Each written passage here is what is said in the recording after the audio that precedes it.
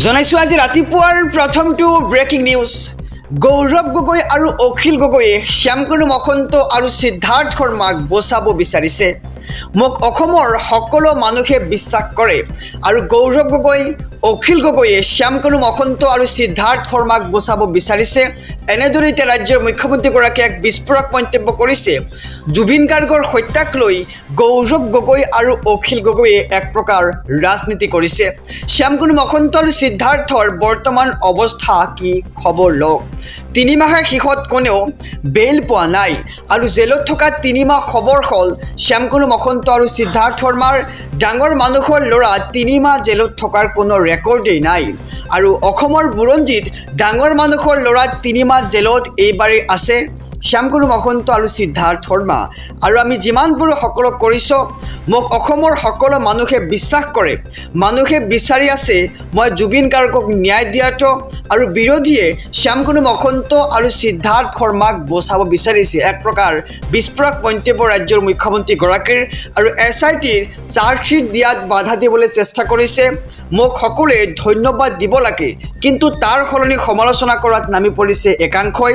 Singapore আৰক্ষীতকৈও আমি আগত charge sheet দিম আৰু ছিংগাপুৰ চৰকাৰে 18 ডিচেম্বৰত চাৰ্জশ্বীট দিব, কিন্তু আমি 12 ডিচেম্বৰতেই জুবিন গাৰ্গৰ চাৰ্জশ্বীট দিম। আৰু 3 মাহে মাটিত শুই আছে শ্যামকনু মহন্ত আৰু সিদ্ধাৰ্থ শৰ্মা। এটুকুৰা ৰুটিও ভালদৰে খাব পৰা নাই শ্যামকনু মহন্ত আৰু সিদ্ধাৰ্থই। বাক্সা জিলা কাৰাগাৰত ভূত ওলাই বুলি কয় আৰু মহৰ কামোৰ খাই শুই আছে শ্যামকনু মহন্ত আৰু সিদ্ধাৰ্থ শৰ্মা। ৰাতি বাক্সা জিলা কাৰাগাৰত চিঞৰ বাখৰ হয় আৰু মোবাইল ফোনো দিয়া নাই শ্যামকনু মহন্ত আৰু সিদ্ধাৰ্থ শৰ্মাক। এনেদৰে এতিয়া কেতবৰ মন্তব্য আগবঢ়াইছে ৰাজ্যৰ মুখ্যমন্ত্ৰীগৰাকীয়ে। আৰু 3 মাহে কোনেও জামিনো ল'ব পৰা নাই মন্তব্য মুখ্যমন্ত্ৰী ডক্টৰ হিমন্ত বিশ্ব শৰ্মাৰ। আৰু ছিংগাপুৰ চৰকাৰে 18 ডিচেম্বৰত চাৰ্জশ্বীট দিব আৰু আমি 12 ডিচেম্বৰতেই চাৰ্জশ্বীট দিম। জনাইছোঁ ৰাতিপুৱাৰ আৰু এটি ব্ৰেকিং নিউজ। বাবৰি মছজিদ নিৰ্মাণৰ বাবে বাকচে বাকচে আহিছে টকা। অজ্ঞাত ব্যক্তিয়ে দিলে 80 কোটিৰ বৰঙণি। এক ডাঙৰ খবৰ জনাইছোঁ সমগ্ৰ ৰাজ্যবাসীক। বাবৰি মছজিদ নিৰ্মাণৰ বাবে বাকচে বাকচে আহিছে টকা। হিয়া উজাৰি টকা দিছে মুছলমান লোকসকলে। টকা গণিবলৈ ব্যৱহাৰ কৰা হৈছে কেইবাটাও মেচিন। আৰু বিধায়ক হুমায়ুন কবিৰৰ ফেচবুক লাইভৰ পিছতেই হতচকিত হৈছে সকলো। বাবৰি মছজিদ নিৰ্মাণৰ বাবে কোনো অজ্ঞাত ব্যক্তিয়ে দিলে 80 কোটি টকা আৰু অনলাইন মাধ্যমেৰেও এই পৰ্যন্ত উঠিছে 93 লাখ টকা। আৰু 6 ডিচেম্বৰত স্থাপন কৰা হৈছিল বাবৰি মছজিদৰ আধাৰশিলা। পশ্চিমবংগৰ মুৰ্ছিদাবাদত নিৰ্মাণ হ'ব এই বাবৰি মছজিদটো। আৰু বাবৰি মছজিদ নিৰ্মাণৰ বাবে এতিয়া বাকচে বাকচে আহিছে টকা। হিয়া উজাৰি টকা। জনাইছোঁ আৰু এটি ব্ৰেকিং নিউজ। আমচু ত্যাগ কৰিব ৰেজাউল কৰিম চৰকাৰে। হয়, ঠিকেই শুনিছে, এতিয়া আমচু ত্যাগ কৰিব ৰেজাউল কৰিম চৰকাৰে।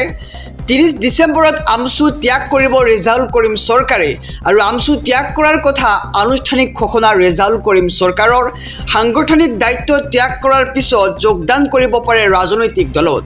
আৰু বিদায় সময়ত উচপি সংখ্যালঘুলৈ বিশেষ আহ্বান আমচুৰ সভাপতি ৰেজাউল কৰিম চৰকাৰৰ। 20 বছৰে সক্ৰিয়ভাৱে আমচুৰ হৈ কাম কৰি আছিল ৰেজাউল কৰিম চৰকাৰে। আৰু আমচুৰ কেন্দ্ৰীয় সমিতিৰ 3বাৰকৈ সভাপতি আৰু 4বাৰকৈ সম্পাদকৰ দায়িত্বত আছিল ৰেজাউল কৰিম চৰকাৰ। আৰু আমচু এৰাৰ পিছত সংখ্যালঘু ৰাইজৰ উন্নয়নৰ বাবে কাম কৰি যাব ৰেজাউল কৰিম চৰকাৰে। মুখ্যমন্ত্ৰী হিমন্ত বিশ্ব শৰ্মাক তীব্ৰ সমালোচনা ৰেজাউল কৰিম চৰকাৰৰ। কৈছে যে মুখ্যমন্ত্ৰীয়ে মিয়া সম্প্ৰদায়ৰ প্ৰচাৰ দায়িত্ব লৈছে আৰু মিয়া জনগোষ্ঠী হিচাপে ঘোষণা কৰক, আমি মানি ল'ম। মিয়াৰ চাৰ্টিফিকেট লৈ আকৌ 5 বছৰ মুখ্যমন্ত্ৰী হোৱাৰ বাহিৰে মুখ্যমন্ত্ৰীৰ একো ৰাস্তা নাই। আৰু মিয়াই চাৰ্টিফিকেট নিদিলে 1 মিনিটৰ বাবেও মুখ্যমন্ত্ৰী হৈ থাকিব নোৱাৰে। মিয়া হৈছে অসমৰ মুখ্যমন্ত্ৰীৰ বাবে অক্সিজেন। আৰু 30 ডিচেম্বৰত এইবাৰ আমচু ত্যাগ কৰিব ৰেজাউল কৰিম চৰকাৰে। আমচু ত্যাগৰ কথা আনুষ্ঠানিক ঘোষণা ৰেজাউল কৰিম চৰকাৰৰ। সাংগঠনিক দায়িত্ব ত্যাগ কৰাৰ পিছত যোগদান কৰিব পাৰে ৰাজনৈতিক দলত।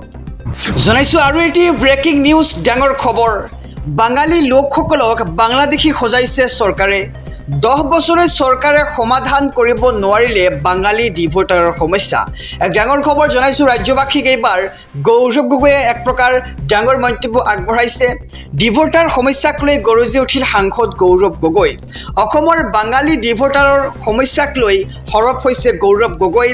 10 বছৰ বিজেপি চৰকাৰ থকাৰ পিছতো সমাধান কৰিব পৰা নাই বাঙালী লোকৰ সমস্যা। বাঙালী লোকসকলক বাংলাদেশী সজাইছে এইখন চৰকাৰে।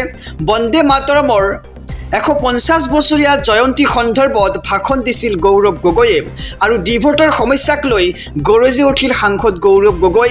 অসমৰ বাঙালী ডিভোটাৰৰ সমস্যাক লৈ সৰব হৈছে গৌৰৱ গগৈ। 10 বছৰ বিজেপি চৰকাৰ থকাৰ পিছতো সমাধান কৰিব পৰা নাই বাঙালী লোকৰ সমস্যা। বাঙালী লোকসকলক বাংলাদেশী সজাইছে এইখন চৰকাৰে আৰু বন্দে মাতৰমৰ 150 বছৰীয়া জয়ন্তী সন্দৰ্ভত ভাষণ দিছিল গৌৰৱ গগৈয়ে আৰু ডিভোটাৰ সমস্যাক লৈ এবাৰ গৰজি উঠিছে সাংসদ গৌৰৱ গগৈ। জনাইছোঁ ৰাতিপুৱাৰ আৰু এটি ব্ৰেকিং নিউজ। কোনে আৰু কিয় চিকিৎসকৰ বাধাৰ পিছতো সাগৰলৈ নিছিল জুবিন গাৰ্গক, তাক লৈ প্ৰশ্ন কৰিছে ৰাজ্যৰ মুখ্যমন্ত্ৰী ডক্টৰ হিমন্ত বিশ্ব শৰ্মাই। লগতে কেইবাটাও মন্তব্য আগবঢ়াইছে। এই মুহূৰ্তৰ খবৰ জনাইছোঁ জুবিন গাৰ্গক কিয় সাগৰলৈ নিয়া হৈছিল বুলি প্ৰশ্ন মুখ্যমন্ত্ৰীগৰাকীৰ। ডাক্তৰে মানা কৰাৰ পিছতো কিয় জুবিনক নিয়া হ'ল? জুই আৰু পানীৰ পৰা আঁতৰি থাকিবলৈ কৈছিল জুবিন গাৰ্গক আৰু জুবিন গাৰ্গ কেনেকৈ সাগৰলৈ গ'ল তাক লৈ প্ৰশ্ন কৰা হৈছে। আৰু মই নকওঁ বুলি ভাবিও বহু প্ৰশ্ন ওলাই যায়। জুবিন জুই আৰু পানীত যাব নালাগে বুলি কোৱা হৈছিল আৰু ৰৈ ৰৈ বিনালেৰ চিনেমাৰ শ্বুটিং সাগৰত কিয় হৈছিল? জুবিনৰ জীৱনক লৈ বহুদিনৰ পৰাই হেতালি খেলিছিল একাংশই আৰু জুবিন গাৰ্গৰ নামত কোনেও ৰাজনীতি নকৰিব বুলি এক প্ৰকাৰ হুংকাৰ প্ৰদান কৰিছে মুখ্যমন্ত্ৰীগৰাকীয়ে। বিৰোধীয়ে শ্যামকানু মহন্ত সিদ্ধাৰ্থ শৰ্মাক বচাব বিচাৰিছে বুলি মুখ্যমন্ত্ৰীৰ মন্তব্য। আৰু মই 3 মাহত চাৰ্জশ্বীট দিবলৈ চেষ্টা কৰিছোঁ আৰু এই 3 মাহত সিহঁতক বেইল দিয়া নাই, নহ'লে কেতিয়াবাই বেইল পালেহেঁতেন। আৰু 3 মাহে মাটিত শুই আছে শ্যামকানু মহন্ত আৰু সিদ্ধাৰ্থ শৰ্মা। এনেদৰে এতিয়া মন্তব্য কৰা পৰিলক্ষিত হৈছে মুখ্যমন্ত্ৰী ডক্টৰ হিমন্ত বিশ্ব শৰ্মাৰ। এটুকুৰা ৰুটিও ভালদৰে খাব পৰা নাই শ্যামকানু মহন্ত আৰু সিদ্ধাৰ্থ শৰ্মাই।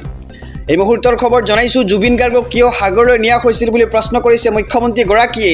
ছিংগাপুৰৰ চাৰ্জশ্বীটতকৈ আমি আগত চাৰ্জশ্বীট দিম আৰু ছিংগাপুৰ চৰকাৰে 18 ডিচেম্বৰত চাৰ্জশ্বীট দিব আৰু আমি 12 ডিচেম্বৰতেই চাৰ্জশ্বীট দিম আৰু মন্তব্য মুখ্যমন্ত্ৰী ডক্টৰ হিমন্ত বিশ্ব শৰ্মাৰ।